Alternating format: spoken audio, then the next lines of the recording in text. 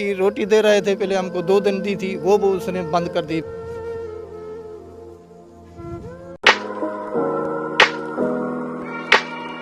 अस्सलाम वालेकुम, मैं हूं फराज बरियार और आप देख रहे हैं मेरा यूट्यूब चैनल। सुबह के बज रहे हैं 7 और हम खड़े हैं इस टाइम जोही में। अब हम यहाँ से बोट में बैठकर दूसरी तरफ जाएंगे, आबादी की तरफ। बोट में बैठने से पहले मुझे लगा ये कोई झील है, लेकिन अब साथ वाले लोगों ने बताया कि ये कोई झील वील नहीं, ये सारा सैलाब का पानी है। पानी की गहराई तकरीबन 10 से 12 फुट है, ऐसा कश्ती वाले ने बताया। इस एरिया में बहुत सारी मसाजिद, स्कूल, लोगों के घर, जानवरों के बाड़े और लोगों की फसलें डूब चुकी हैं। गांव जाने या गांव से शहर की तरफ आने के लिए वाहिद ज़रिया कश्तियाँ ही हैं। हमें भी तकरीबन 45 मिनट का सफ़र करके गाँव के उस हिस्से तक पहुँचना है जो अभी तक सैलाब से बचा हुआ है।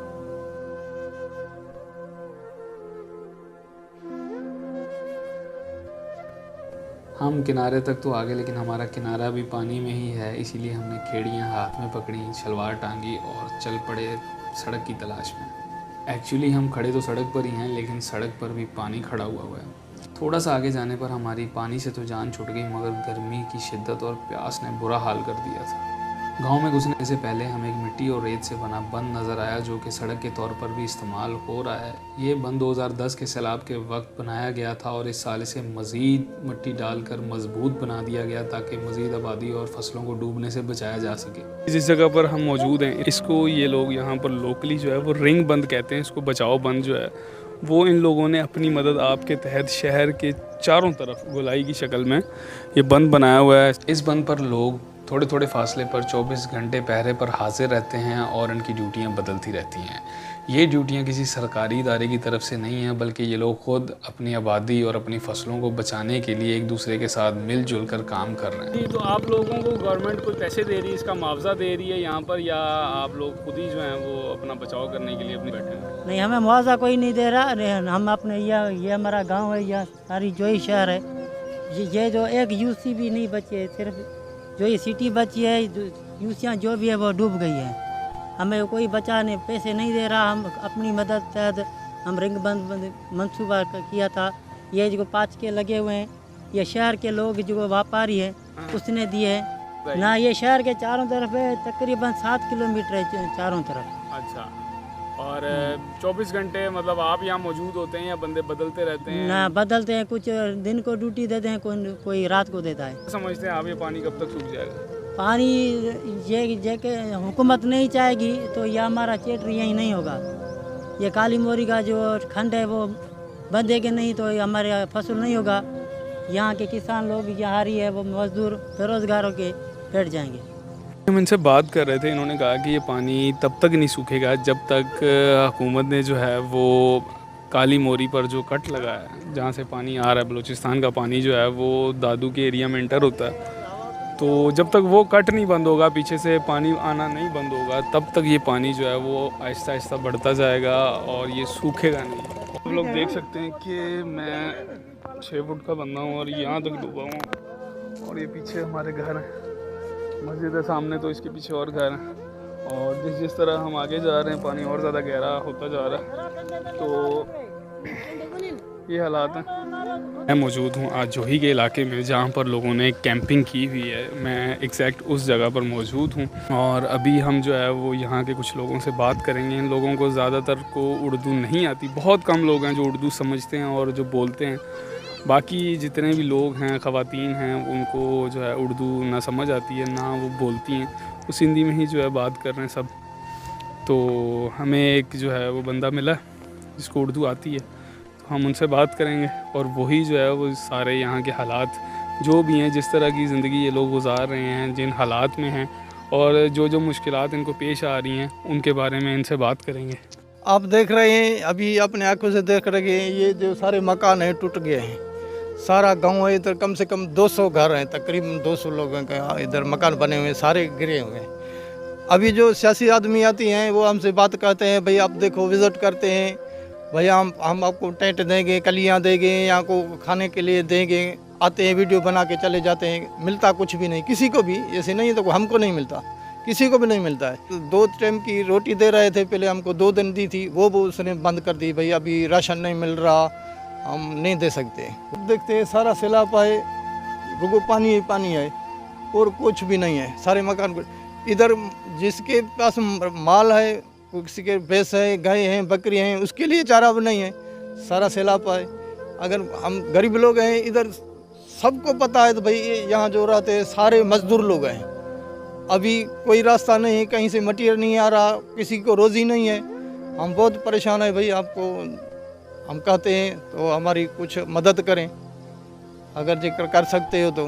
बाकी इधर सियासी आदमी आते हैं, ये से बातें करके चले जाते हैं। पीने का पानी नहीं है इधर। हमारे सिम के बोर थे वो भी सारे डूब गए, पानी भी नहीं है। अगर जो किसी के पास है पानी, वो जाते हैं भाई, ये पहले देते थे 10 रुपये 30 लीटर की गैलन थी, अभी वो देते हैं 50 रुपये में। हर को अपनी किसी की मजबूरी का फ़ायदा उठा रहे हैं। जो मजदूरी नहीं है तो वो गरीब पानी नहीं पी सकते तो खाना कहाँ से खाएंगे। तो अभी फिर आपका गुजारा कैसे हो रहा है कि राशन कैसे ला रहे हैं, कहाँ से ला रहे हैं? भाई अभी देखो ना, इधर जो भी सरमाएदार लोग हैं उसी के पास जाते हैं तो भाई हम जो भी देंगे अपना लेंगे सही, लेकिन ब्याज के साथ। ब्याज लेना है हमको, किसी की कोई मदद नहीं करता भाई। बच्चियां को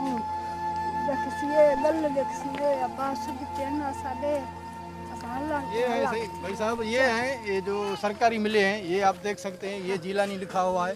ठीक है। इसी में कौन सा आदमी रह सकता है? ऐसे घरम है जो मतलब कह रहे हैं इसमें गर्मी लगती है। हाँ भाई, इसमें गर्मी लगती है। ये धूप में गर्म हो जाते हैं, इसमें कोई बैठ नहीं सकता। हाँ, ये गवर्नमेंट का है, ये दिया है। ये देखो, ये लिखा हुआ है जिलानी साहब, ये जिलानी लिखा हुआ है। ये सरकारी ये मिले हैं हमको। जो इसमें अभी ऐसा दिन तो गर्म ही नहीं हुआ, इसको हाथ लगा देखे तो ये कैसे गर्म है। जब दोपहर होते हैं तो ये ऐसे जलते हैं जैसे आग में आदमी जले न वैसे जल रहे हैं। तो कयो असावट का विषय का नहीं, न राशन मिले, न पानी तो मिले, न को भत्त तो मिले, रात जो न का शत नथी मिले। सजो डी मुड़स में जो छोला खपे हन, छोलन में मां छा कया जगह खणा है, पंहिंजे बच्चन जी कया मैं बोला मतलब कुछ नहीं मिल रहा, कुछ भी नथा मिलना।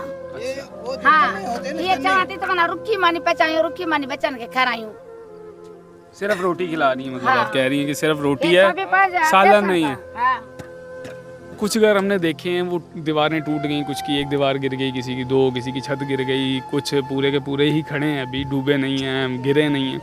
तो जब ये पानी चला जाता है, सूख जाता है, तो वो जो घर हैं जो नहीं डूबे अभी तक, उनमें दोबारा रिहाइश जो है वो हो सकेगी आप लोगों की। किसी की कुंड टूटी हुई है, किसी का पासा टूटा है, बैठने के लायक नहीं है, दोबारा बनाएंगे। नहीं, जो खड़े हैं घर, हाँ, जो खड़े हैं वो दोबारा बनेंगे, वो भी दोबारा बनेंगे। कोई भी नहीं बचा है। ऐसे जाते हैं अंदर कमरे में तो ऐसे टंगते, इस तरह हम नीचे जाते हैं। हाँ, घुस जाती है, ऐसे ऐसे सेक आ गया उसको। ये बच्चा है, ये फ्लूट नहीं बना सकता। क्या नहीं बना सकते? ये ब्लड खून नहीं बनता, खून नहीं इसका नहीं बनता। इसको हर माह में एक थैली लगती है, दूसरे आदमी की इसको रक्त चढ़ती है। खून इसको चढ़ता है। अभी इसका बाप जो है वो भी बूढ़ा है और ऐसी कोई चाल नहीं है जो मजदूरी कर सके। वो लकड़ी काटता था, लकड़ी बेचता था और अपने बच्चों का गुजर सफ़र करता था। अभी आप देखें तो सारा इलाका सैलाब से डूबा है, कहाँ से लकड़ी काटें, वो कैसे इसका गुजारा होगा भाई साहब। बस ऐसे ही बस इंसान ज़िंदगी गुजार रहे हैं। गांव में लोग 3 तरह से मुतासिर हुए हैं। सबसे ज़्यादा तो वो लोग मुतासिर हुए हैं जिनके अपने घर डूब गए हैं। वो लोग अब खुले आसमान के नीचे ज़िंदगी गुजारने पर मजबूर हैं। दूसरे नंबर पर सैलाब ने उन लोगों का जीना हराम किया है जिनके घर तो बच गए, लेकिन उनके घर का सारा दारोमदार फसलों पर और मवेशी पालने पर है। फसलें तो सैलाब की नज़र हो गई और फसलें बर्बाद होने की वजह से जो है मवेशी भी भूखे मर रहे हैं। तीसरा नंबर आता है मज़दूर और दिहाड़ीदार तबके का। अब ज़ाहिर है ये लोग रोज़ काम करते हैं और फिर इनके घर का चूल्हा चलता है। अब सैलाब की वजह से इलाके में करने करवाने को कोई काम नहीं है तो इन लोगों का चूल्हा भी बंद है। इसके अलावा इस इलाके में पीने को साफ़ पानी सिरे से ही मौजूद नहीं। लोग बोर का पानी पीते हैं जो कि सेहत के लिए बिल्कुल अच्छा नहीं है। सैलाब के बाद बिजली की सूरत हाल ये है कि खंभे गिर चुके हैं, तारें टूट चुकी हैं, बिजली काफ़ी टाइम से मुतासिर है और गर्मी भी अपना कहर डाल रही है। 38 टेम्परेचर है जो कि फील्स लाइक 42 डिग्री आ रहा है। ऐसा नहीं है कि इनकी बिल्कुल किसी ने मदद नहीं की, लेकिन इन्हें मज़ीद इमदाद, राशन पानी और दीगर बुनियादी सहूलियात की ज़रूरत है।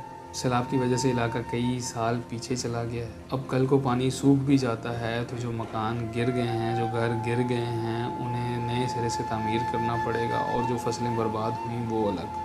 इस बात का अंदाज़ा आप इस चीज़ से लगा लेंगे, अल्लाह न करे अगर आज आपका घर, आपकी छत आपसे छिन जाए और बाकी सारी चीज़ें आपकी मामूल पर हों, आपका खाना पीना, आपका काम, कारोबार, सब चीज़ें जो हैं मामूल के मुताबिक रहें, सिर्फ आपकी छत आपसे छिन जाए, नए सिरे से दोबारा घर बनाने में आपको सालों लग जाएंगे और इन लोगों की तो हर चीज़ बर्बाद हो चुकी है। मैं यहाँ पिछले 3 दिन से मौजूद हूँ। मैंने यहाँ किसी फलाही इदारे, किसी वेलफेयर ऑर्गेनाइजेशन और किसी NGO को इन लोगों की मदद करते हुए नहीं देखा। मैंने मीडिया पर बहुत सारे इदारों को, बहुत सारी NGOs को मुख्तलिफ इलाकों में जाकर लोगों की मदद करते हुए देखा है। मेरी उन तमाम NGOs, वेलफेयर्स और फलाही इदारों जिनमें JDC और अल खिदमत जैसे और बहुत सारे नाम हैं, उन सब से अपील है कि बराए मेहरबानी इस इलाके में भी आएँ और यहाँ इन मुसीबत ज़दा लोगों की मदद करें और जितना हो सके इनकी इमदाद करें। मैं इंडिविजुअली इन लोगों की जितनी मदद कर सकता था मैंने की और मेरी आप सब लोगों से भी यही अपील है कि आप लोग जितनी भी इस्तात रखते हैं अपनी इमदाद इन लोगों तक पहुँचाएँ, इन लोगों की दुआएँ लें और अपनी आखिरत संवारें। मैं इस इलाके में 2 मकसद लेकर आया था और अल्लाह पाक के करम से वो दोनों मकसद पूरे हुए। अपनी दुआओं में याद रखिएगा। मिलते हैं अगले व्लॉग।